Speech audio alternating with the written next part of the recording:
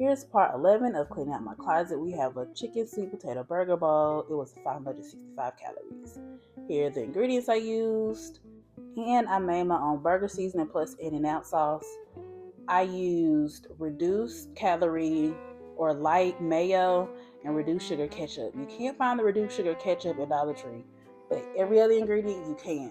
So this is also basically what I got from Dollar Tree, because I definitely got that vinegar from Dollar Tree. So we mix up all our ingredients, store it, put it in the fridge.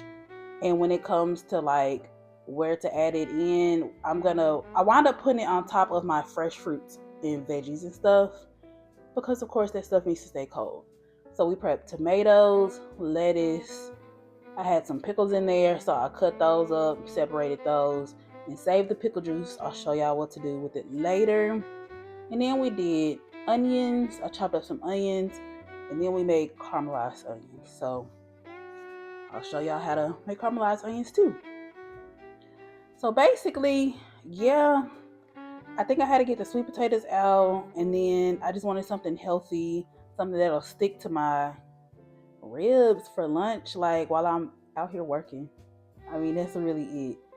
So we're gonna slice the rest of our onions as thin as possible and as like even as possible. But I ain't no professional, so it is what it is. So when making your caramelized onions, you want to put it on like medium high heat and let it get like real brown, and then you're gonna turn it on low and put a little salt in there and let that go for 45 minutes to an hour and just stirring occasionally. So we do our best to make most of our time while the caramelized onions are going. I'm chopping up my sweet potatoes to roast them. So I peel them and try to cut them as evenly as possible. And again, you want to stir your onions occasionally so they don't stick to the bottom of the pan. Luckily, I have a non-stick pan, so I'm not really worried about that. But if you don't, you need to be mindful. So again, we're gonna finish cutting up our sweet potatoes. I weigh them out so I can evenly, do my thing. So sometimes there's like nice little brown bits at the bottom, and I like to add water to get that brown so we can have it in the caramelized onions. So now we're gonna be making our our burger seasoning, right? So I actually use like two different recipes or ingredients from two different recipes.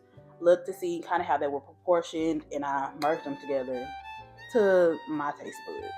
So if you don't like certain stuff, you can leave it out. So first I just did the base, and then I tasted it. I tasted it every time I added something new, added something different. So a little pro tip, I haven't reached that part yet, but with the cumin, I was like, do I want to add this? I don't know.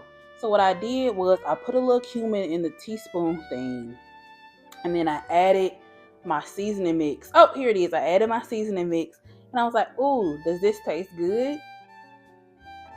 And I was like, okay, yes, it does. It's missing it. So then I added it to the whole thing. So you can do that with soups and stews. If you think it needs a little bit more salt, take some soup, put a little salt on it, and then you can do that. So now we are making our roasted sweet potatoes. So I season it with oil, salt, pepper, onion, and garlic. And then we added our burger seasoning. I think I maybe added half the burger seasoning. Because again, we want everything to taste the same. No one likes a weirdly tasting dish. You don't want lavender and herbs and spice in this one, and it's completely different from whatever you got going on. So in the pan, I made my caramelized onions. We made our ground chicken. I basically seasoned it with the same thing, the exact same thing. So we're just gonna cook that until it gets nice and toasty. I added some Winchester sauce. So now I'm about to add some mustard, and then I added my pickle juice, because y'all had them Velveeta hamburger little things, meals. It tasted like pickles. And I said, oh, heck yeah. So I added that, and then I added some cheese to it. And we made a little sauce. Real nice, real pretty. I also added turkey bacon. So basically, I used my kitchen scale to measure everything out properly. Get you one of them because it's essential for weight loss, and it makes baking a lot easier.